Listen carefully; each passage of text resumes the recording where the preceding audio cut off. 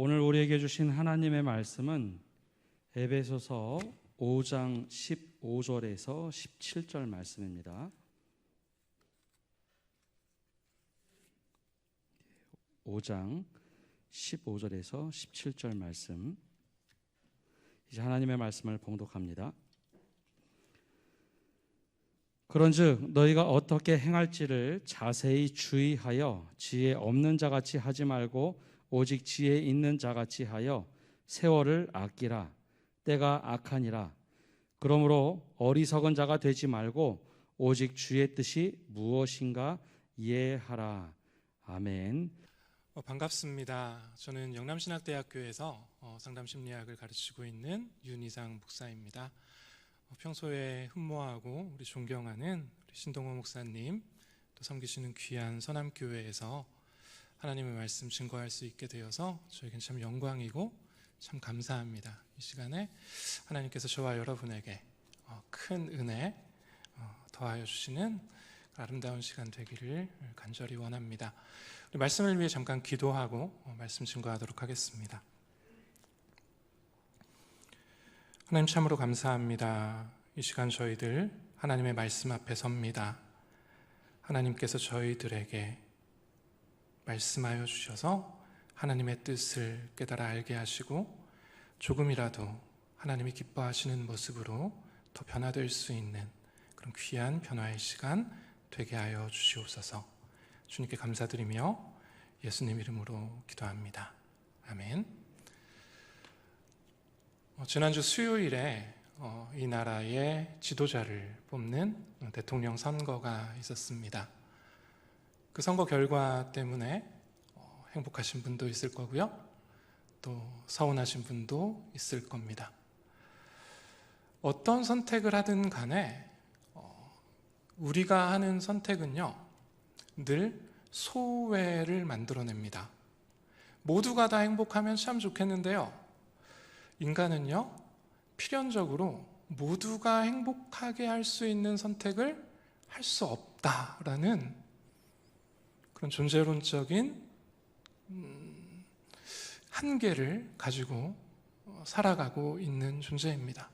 제가 한 이야기가 아니고요, 펄 틀리라고 하는 유명한 신학자가 그런 이야기를 했습니다. 인간은 deconditioned, 조건 지어진 존재다, 유한한 존재라는 거예요.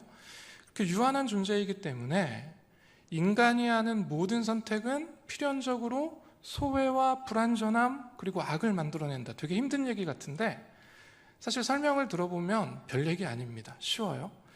자, 아까 우리 특순을 너무 아름답게 해준 자매 너무 은혜를 받았어요. 제가 감사해가지고 제가 100% 선의를 가지고 밥도 사주고 그리고 이렇게 용돈도 필요할 것 같아서 금일봉을 제가 이만큼 탁 줬어요. 잘했죠? 선한 일이죠? 제가 뭐 악한 일 한 것 없죠? 근데 문제는 뭐예요? 이렇게 저 자매를 챙겨줬더니 저 옆에 앉아있던 저 형제가 서운한 거야. 왜 저 자매만? 그죠? 저는 100% 좋은 일을 했지만 누군가는 소외되고 누군가는 상처받는다라는 거예요. 왜요? 저는 유한한 존재라서 하나님처럼 유비쿼러스, 무소부재하지 않아요. 한 번에 제가 만날 수 있는 사람은 한 명이에요. 제가 하나님처럼 전지전능하지 않아서 여러분 모두의 필요를 제가 다 채워드릴 능력이 없어요. 그죠? 인간이 아무리 능력이 많아도 제가 뭐 수천억대 자산가라고 해도요, 여러분 한 분 한 분한테 한 몇십억씩 드릴 수 있겠죠? 그러면은 제가 정말 귀한 일, 모두가 다 박수칠 만한 선한 일을 한 걸까요? 아니요. 여러분 대구의 교회가 선함교회만 있습니까? 그죠? 다른 교회 교인들은요? 또 오늘 이 자리에 출석 못하신 분들은요? 누군가는 소외되고 누군가는 상처받는다는. 그러니까 인간이 아무리 선한 의도로 아무리 가장 좋은 선택을 해도요, 인간의 선택은요 늘 불완전합니다.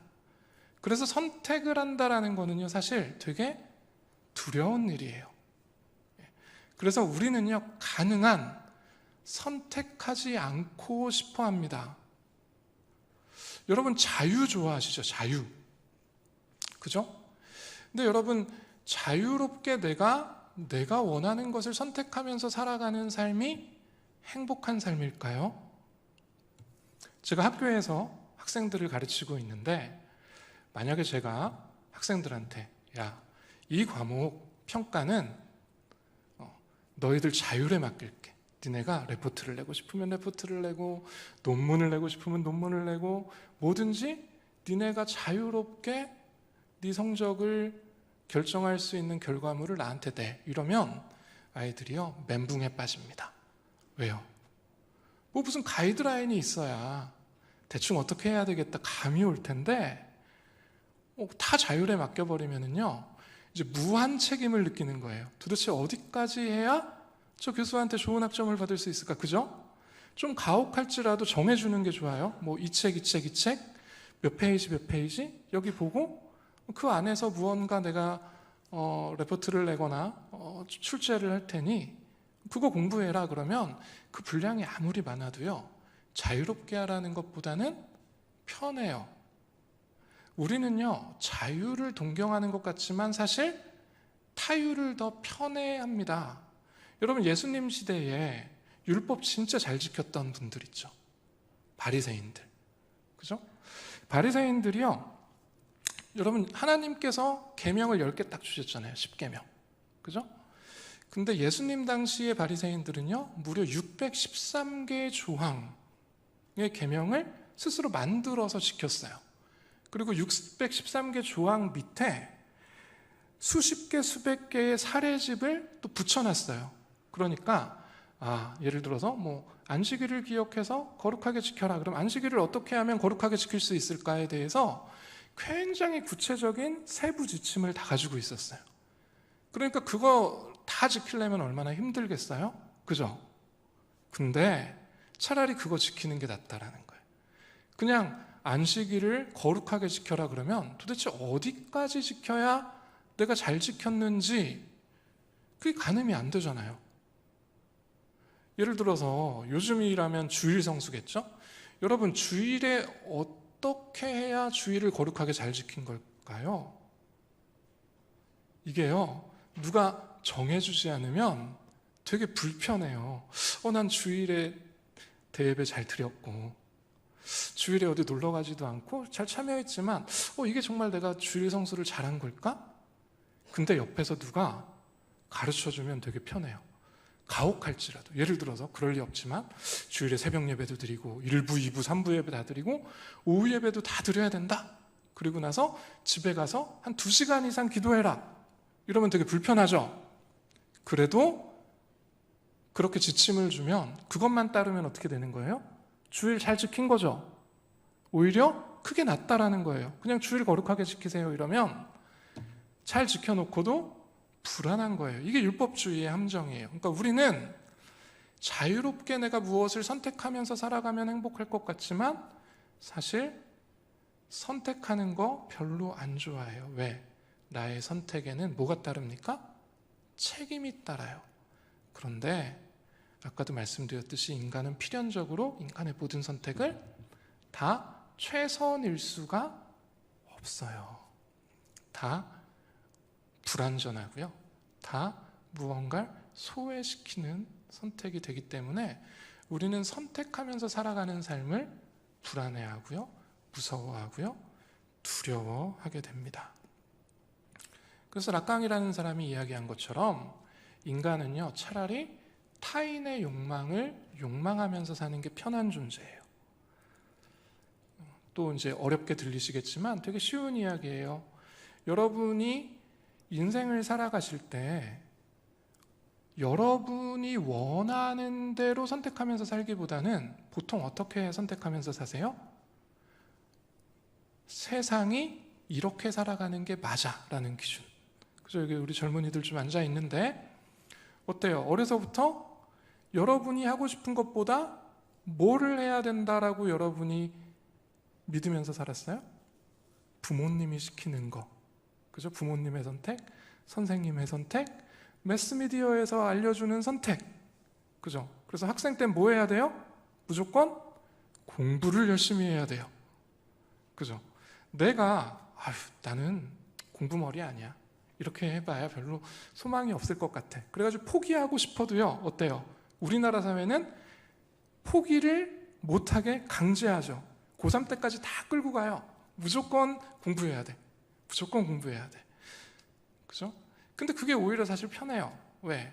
남이 시키는 대로 하면은 마음이 편하거든. 이거 내가 선택한 거 아니니까. 예를 들어서 나는 공부 안 하고 음악 할래. 그러면 그 선택의 무게가 너무 무겁게 느껴지는 거죠.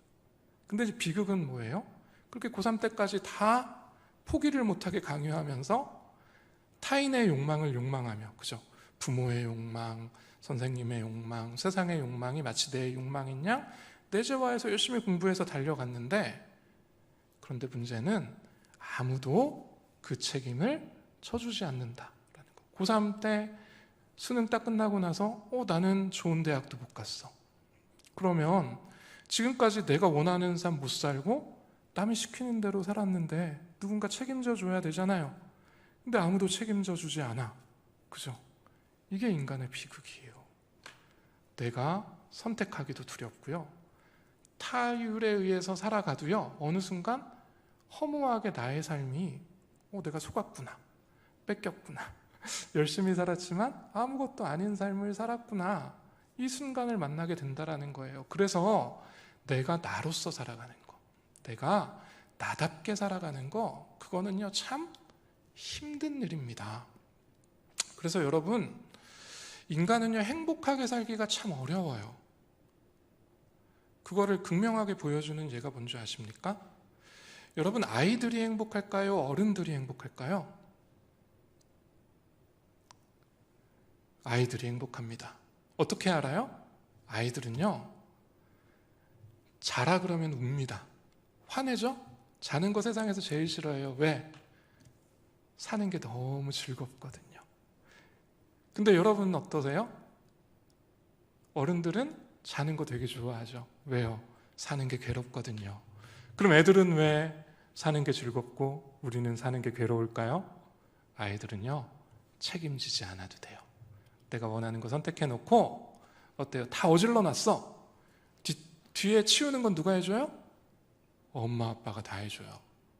그러니까 자기가 책임지지 않아도 되니까 자유롭게 내가 원하는 것을 선택하면서 살아가는 게 즐거운 거예요. 그런데 어른들은 알아요. 내가 원하는 것을 선택하며 살아갈 때 그거에 대한 책임이라는 아주 무거운 무게가 따른다라는 거, 이걸 알아요. 그래서 그 책임에 짓눌리기보다는 차라리 내가 선택하는 것을 유예하고 내려놓고 아니면 타인에게 양도하고 세상 사람들이 그냥 인정해주는 이렇게 사는 게 맞아라는 타인의 욕망에 따라서 사르트르가 말한 것처럼 타인의 감옥에 갇혀서 남들 보기에 괜찮은 삶, 남들 보기에 그냥 이렇게 살면 괜찮을 것, 무난할 것 같은 그런 삶을 그냥 살아가곤 한다라는 거예요. 그래서 폴 프루제라고 하는 사람이 그 정오의 악마라는 글에서 되게 유명한 식구를 남겼거든요. 생각하는 대로 살지 않으면 살아가는 대로 이제 생각하면서 살아가게 된다. 다시요. 내가 생각하는 대로 이렇게 사는 게 맞아. 그래, 이게 나다운 삶이야 라고 생각하는 대로 선택하면서 살지 않으면은요 어느 순간 그냥 살아가는 대로 밀려서 그렇게 생각하면서 살더라는 거예요. 제가 가르치는 학생들도요 그래요. 처음에 학교 딱 들어올 때는 그래, 내가 이 학교에서 졸업하기 전까지 4년 동안 내가 이런 공부들도 하고 이런 목표를 가지고 이렇게 이런 다 꿈과 희망이 있어요. 근데 어때요? 학기 딱 시작하면 교수들이 이제 막 숙제를 막 내줍니다. 숙제를 막 하다 보면 어느 순간 중간고사를 봐요. 그리고 나서 또 숙제하다가 조금 지나면 기말고사 봐요. 그럼 한 학기 끝나요. 그리고 1년, 2년, 3년, 4년 지나면 졸업은 하는데 내가 뭐 했지 싶어진단 말이에요. 그냥 그 스케줄에 쫙 밀려가지고 뭔가 열심히 살았는데 밤잠도 못 자고 열심히 공부하고 살았는데 졸업하는 그 순간에 찾아드는 건 내가 뭐 했지 4년 동안? 이런 허무함이 든다라는 거예요. 여러분, 우리의 인생도 마찬가지라는 겁니다. 우리가 정말 그렇게 열심히 분초를 다퉈가면서 이 경쟁사회에서 타인의 욕망을 욕망하며 남이 맞다라고 하는 그 길, 모두가 다 함께 가려고 하는 그 길, 그죠? 이렇게 열심히 학생 때 공부하고 또 좋은 직장에 취업해서 돈 열심히 벌다가 가정을 꾸리고 자녀를 키우고 그 일에 그냥 쭉 밀려서 살아가다가 더 이상 내가 선택할 수 없는 그 순간, 실존적 위기 상황을 딱 맞으면, 예를 들면 내가 죽음에 임박했다든지 큰 병에 걸렸다든지 그런 상황에 딱 맞게 되면 그 순간 깨닫는 거예요. 내가 왜 이렇게 살았지? 내가 지금껏 열심히 달려온 의미는 뭐지? 그때 가장 불행한 사람은 누구냐 하면 내가 왜 이곳에 서 있는지 그 의미와 이유를 발견할 수 없는 사람, 그 사람은요 허망하고 허탈한 절망에 빠질 수밖에 없게 된다라는 겁니다. 고은 시인의 그 순간의 꽃이라는 시집에 이런 짧은 시가 있습니다. 노를 젓다가 노를 놓쳐버렸다. 비로소 넓은 물을 돌아다 보았다. 그럼 처음에 배를 타고 나아갈 때는요, 아마 이렇게 경치 구경도 하고 뱃놀이도 하고 그러려고 다 뜻을 가지고 나갔을 거예요, 그죠? 근데 여러분 배 저어보신 분 아시겠지만 이게 생각대로 잘 안 되죠? 힘들어요. 그래서 노를 막 열심히 젓다 보면 어느 순간 내가 왜 노 젓고 있는지 모르고 그냥 노만 열심히 젓는 거예요. 그죠? 우리 인생이 그렇다라는 거예요. 그냥 열심히 살아가는데 왜 살아가는지 모르고 그냥 쳇바퀴 굴리듯이 열심히 살아가다가 어느 순간 깨닫는 거예요. 노를 놓쳐버리는 순간. 더 이상 노 젓지 못하는 그 순간이 찾아올 때 그제서야 내가 이렇게 넓은 물에 있었구나 라고 나의 삶을 성찰하게 되더라라는 거예요. 자, 오늘 본문 말씀을 보면 15절에 이렇게 말씀하고 계십니다. 그런즉 너희가 어떻게 행할지를 자세히 주의하여 지혜 없는 자 같이 하지 말고 오직 지혜 있는 자 같이 해서 어떻게 하래요? 세월을 아끼라. 때가 악하니라. 여러분 이 본문 말씀을 잘못 오해하시면은요, 안 그래도 바쁜 현대인들에게 좀 더 시간을 좀 아껴서 써. 더 열심히 살아야지. 그렇게 살면 안 돼. 이런 말씀으로 들리기 쉬운데요. 오늘 이 본문 말씀은 전혀 반대의 의미입니다. 아까 말씀드린 것처럼 아무 생각 없이 그저 노 젓고 있는 우리 인생에게 그렇게 지혜 없는 자 같이 살지 말고 지혜 있는 자 같이 생각하면서 세월을 아끼라 이렇게 말씀하시는 거예요. 여기서 세월을 아끼라라는 명령형, 이 아끼라라는 말씀은요, 원어로 보면은 엑사고라조라는 단어가 쓰여 있습니다. 이 엑사고라조는 아끼는 게 아니고요, 건져내는 거예요. 구원하다. 그러니까 시간을 구원해내라는 거예요. 그러니까 아끼라 그랬으면 뒤에 단서가 다른 게 붙었겠죠. 때가 악하니라가 아니라 세월이 살처럼 빨리 흐르니까, 시간이 모자르니까 이런 이야기를 하겠지만 뒤에 뭐라고 나와 있어요? 때가 악하다. 이 세상은요, 끊임없이 우리가 아무 생각 없이 향방 없이 달려가게 만드는 악한 세상이에요. 그죠? 우리에게 끊임없이 많은 욕망들을 투사하고 그렇게 달려가야 바른 삶이라고 강변하는 세상이란 말이에요. 그 세상에서 지혜 없이 살아가는 대로 생각하면서 살아가지 말고 이 악한 세상에서 지혜 있는 자 같이 시간을 구원해내라는 겁니다. 여러분 성경에 쓰여 있는 헬라어는요, 시간이라는 단어를 두 가지로 적고 있습니다. 하나는 크로노스라는 단어고요. 크로노스라는 단어는 여러분 잘 아시다시피 그냥 물리적인 시간입니다. 똑같이 1년 365일 하루 24시간 흘러가는 시간. 그런데 오늘 말씀하시는 세월을 아끼다라는 그 명령에서 쓰여진 그 세월이라는 시간은요, 카이로스라고 하는 단어입니다. 카이로스라고 하는 시간은 어떤 시간이냐 하면 의미가 부여되어 있는 시간이에요. 그러니까 여러분 인생을 한번 쫙 돌이켜 보세요. 여러분이 자서전을 쓴다고 생각해 봅시다. 그러면 여러분이 자서전에 쓸 만한 이건 나의 삶이야. 그래, 이게 나지. 그래, 이렇게 살아온 게 이게 내 이야기야 라고 말할 수 있을 그 세월이 얼마나 되겠느냐라는 거예요. 대부분 타인의 욕망을 욕망하며 세상이 막 그렇게 살라는 대로 열심히 달려갔지만 이게 내 삶인데, 그래, 이게 내가 크리스찬으로서, 내가 하나님 믿는 사람으로서 나답게 선택한 순간인데 라고 말할 수 있는 시간들이 참으로 적다라는 거예요.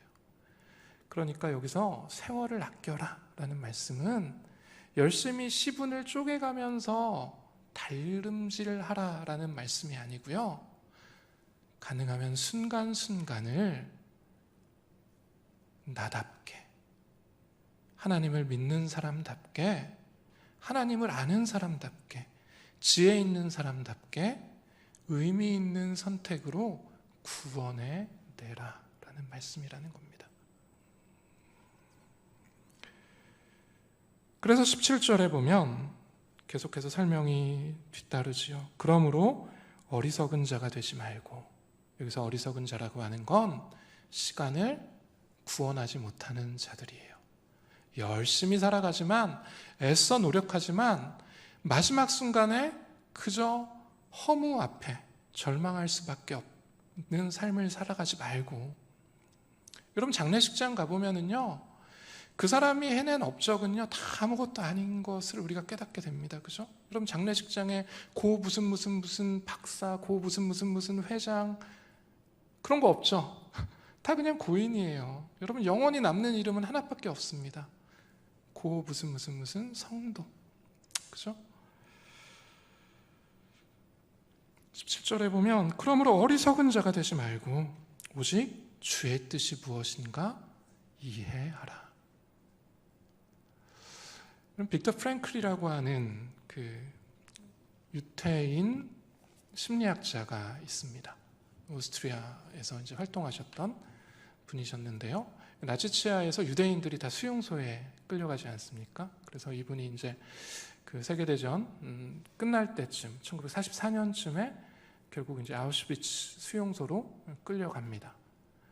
그리고 이제 45년도에 미군에 의해서 이제 그 감옥에서 풀려나게 되는데, 그 수용소에 있으면서 이분이 경험한 것을 죽음의 수용소에서라는 책으로 적어놓은 책이 있습니다. 그 책에서 빅터 프랭클은 그 수용소에서 함께 수감되어 있었던 분들 중에서 끝까지 살아남은 사람과 중간에 결국 생을 포기하거나 죽어나가셨던 그분들의 차이가 무엇일까에 대해서 이제 이 사람은 심리학자다 보니까 수용소에서도 이제 그걸 잘 관찰했던 거죠. 그 차이를 열심히 연구를 했다라는 거예요. 우리가 생각하기에는 정신력이 강하거나 체력이 좋거나 뭐 이런 사람들이 오래 버틸 것 같지만, 빅터 프랭클이 발견한 건 뭐냐 하면 사람을 살게 하는 유일한 차이는 딱 하나더라. 그게 뭐예요? 살아야 할 의미를 가지고 있는 사람, 살아야 할 이유를 가지고 있는 사람은 아무리 환경이 가혹하고 상황이 안 좋아도, 건강이 안 좋아도 결국 살더라라는 거예요.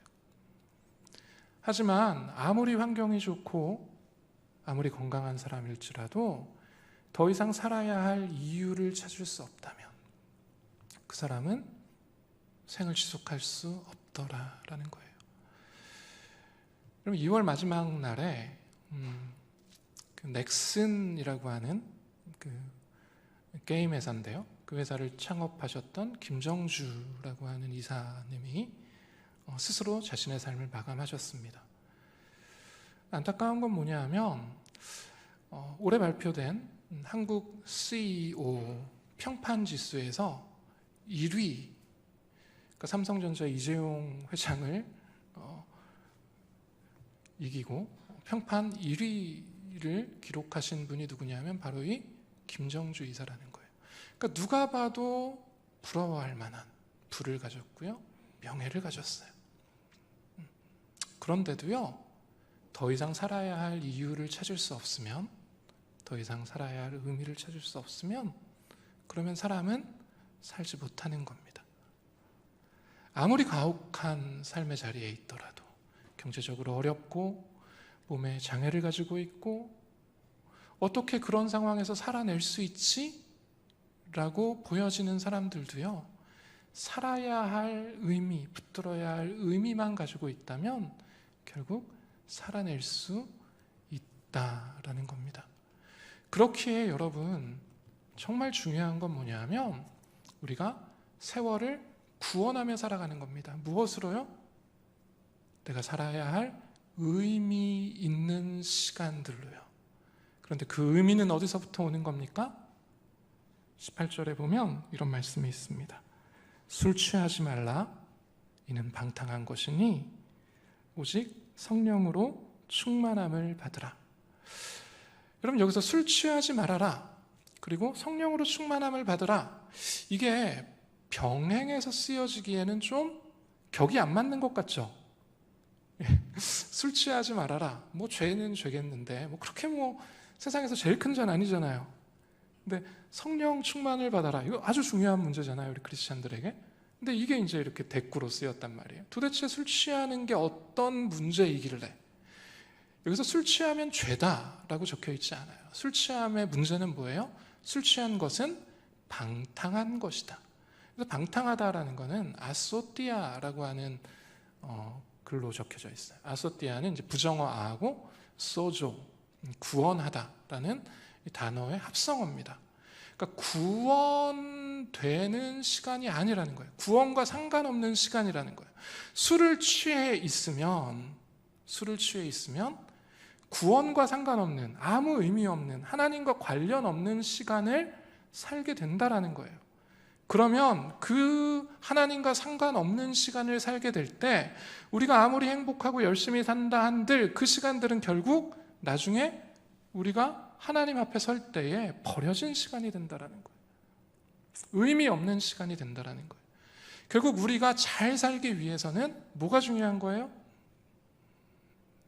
매 순간순간을 하나님의 뜻을 이해하고 성령 충만함으로 의미 있는 순간으로, 하나님 앞에 나다운 순간으로. 그죠?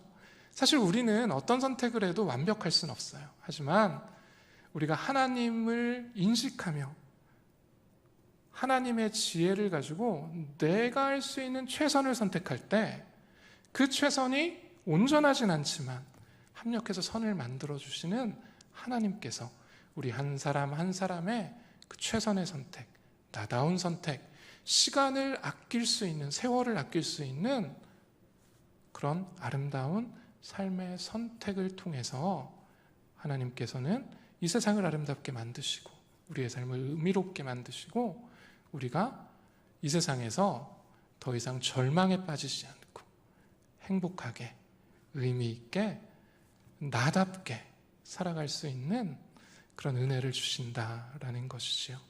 바라기는 우리 사랑하는 서남교회 귀한 믿음의 식구들, 그리고 또 제가 하나님 앞에서 의미 없는 것 붙들고 세상의 욕망을 쫓아가는 삶이 아니라 지혜 있는 자답게 하나님이 원하시는 그 의미 있는 삶을 붙들며 매 순간순간을, 세월을 아끼는, 시간을 엑사구라주하는 그런 귀한 믿음의 삶을 살아갈 수 있기를 주님의 이름으로 축원합니다. 제가 좋아하는 이성복 시인의 그렇게 소중했던가 라는 시 읽어드리면서 설교를 가름하려고 합니다. 버스가 지리산 휴게소에서 10분간 쉴 때 흘러간 뽕짝 들으며 가판대 잡지나 뒤적이다가 자판기 커피 뽑아 한 모금 마시는데 버스가 떠나고 있었다. 종이컵 커피가 출렁거려 불에 데인 듯 뜨거워도 한사코 버스를 세워야겠다는 생각밖에 없었다. 가쁜 숨 몰아쉬며 자리에 앉으니 회청색 여름 양복은 온통 커피 얼룩. 화끈거리는 손등 손바닥으로 쓸며 바닥에 남은 커피 입안에 털어넣었다. 그렇게 소중했던가. 그냥 두고 올 생각 왜 못했던가. 꿈 깨기 전에는 꿈이 삶이고 삶 깨기 전에는 삶은 꿈이다. 여러분, 우리가 그렇게 집착하면서 붙들고 싶어하며 달려가는 그 삶의 목표들이 사도 바울이 이야기한 것 같은 한낱 배설물 같은 걸 수 있다라는 거예요. 그냥 놓고 가면 되는 종이컵 커피 하나 같은 거라는 거예요. 그런데 그거 붙들려고 열심히 달려간다라는 거예요. 계속 노젓는다라는 거예요. 그러다가 더 이상 노져올 수 없는 순간 우리는 황망해지는 거죠. 지혜 있는 자는요, 꿈을 깨는 자들입니다. 그리고 시간을 건져내는 사람들입니다. 내가 진정 원하는 것이 무엇인지, 내가 하나님의 자녀로서 어떻게 선택하며 살아가야 하는 것인지 매 순간순간 깨어서 하나님이 가장 기뻐하시는 지혜로운 선택을 하며 살아가는 자들, 그들이 바로 하나님이 기뻐하시는 믿음의 사람인 줄로 믿습니다. 기도하겠습니다. 하나님, 참으로 감사합니다. 저희들 사랑하여 주셔서 저희들에게 자유를 주시고 이 세상을 마음껏 선택하며 살아갈 수 있는 그런 하나님의 자녀로 저희를 불러주시니 감사를 드립니다. 하나님, 하지만 우리는 하나님이 그렇게 귀하게 주신 자유를 온전히 누리지 못하고 두려움에 사로잡혀서 세상이 우리에게 강요하는 대로 세상에 썩어질 것 붙들며 그렇게 다름박질을 하며 살아가고 있음을 고백합니다. 하나님, 그렇게 지혜 없는 자처럼 살지 않게 하시고 하나님 말씀대로 세월을 아끼며 매 순간순간 하나님이 기뻐하시는 뜻을 따라 하루하루 모든 순간을 하나님께서 기억하시는 의미 있는 시간으로, 카이로스의 시간으로 구원하며 살아가는 우리 모두가 되게 하여 주시옵소서. 주님께 감사드리며 예수님 이름으로 기도합니다. 아멘.